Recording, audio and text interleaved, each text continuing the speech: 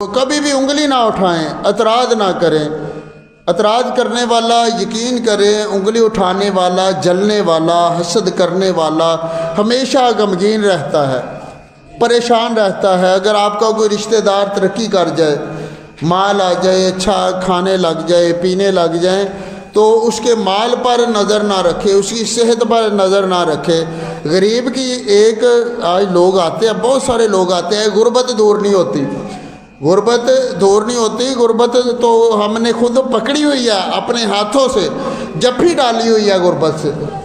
غربت کو ہم جانے ہی نہیں دیتے، خود نہیں جانے دیتے۔ وہ کیسے نہیں جانے دیتے؟ یہ کاغذ ہے، یہ بڑا بہترین نسخہ آپ کو میں غربت دور کرنے کا بتانے لگا۔ یہ کاغذ ہے نا، اگر میں اسی کی طرف دیکھی جاؤں گا نا، اسی کی طرف دیکھی جاؤں گا، رستہ میرا ادھر ہے، جانا میں نے ادھر ہے، گیٹ ادھر ہے، باہر سے میں نے ادھر نکلنا، تو میں کبھی نکل سکوں گا؟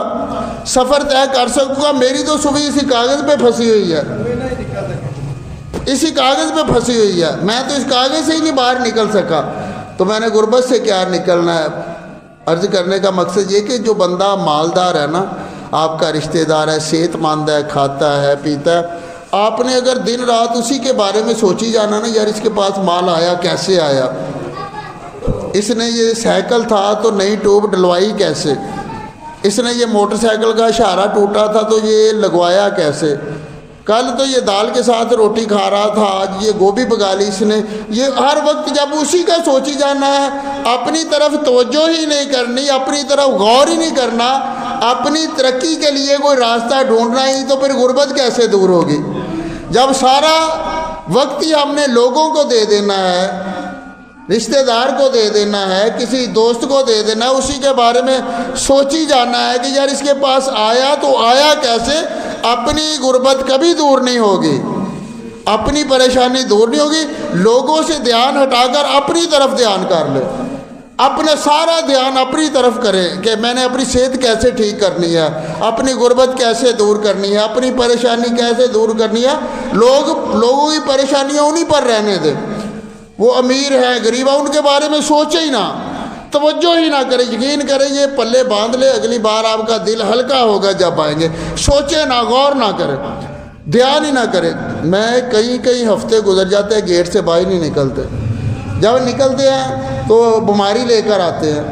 بیماری کیا لے کر آتے ہیں؟ پھر دنیا کی روشنیاں کھینچتی ہیں اپنی طرف، وہ نظر آتا ہے نا، سڑکوں پہ دوڑیں لگی ہوئی ہیں، بازار بھرے ہوئے ہیں، تو پھر شیطان وسوسے ڈالتا ہے۔ جب تک اندر رہتے ہیں مصروف ہیں کہ یار درود کیسے پڑھنا ہے، کیسے پڑھانا ہے، کتنا پڑھانا ہے، کہ روزانہ 1 ارب مرتبہ ہم نے پڑھانا ہے، کیسے لوگوں کی تعداد میں اضافہ کرنا ہے۔ جب باہر نکلتے ہیں تو غافل ہو جاتے ہیں۔ تو اپنی طرف دھیان رکھے، ہمیشہ اپنی صحت کی طرف دھیان رکھے، اپنے کاروبار کی لوگوں کی طرف سے دھیان ہٹا دیں کہ کیسے غریب ہوا، کیسے امیر ہوا، کیسے سفید ہوا، کیسے کالا ہوا، کیسے یہ اس نے لباس لیا۔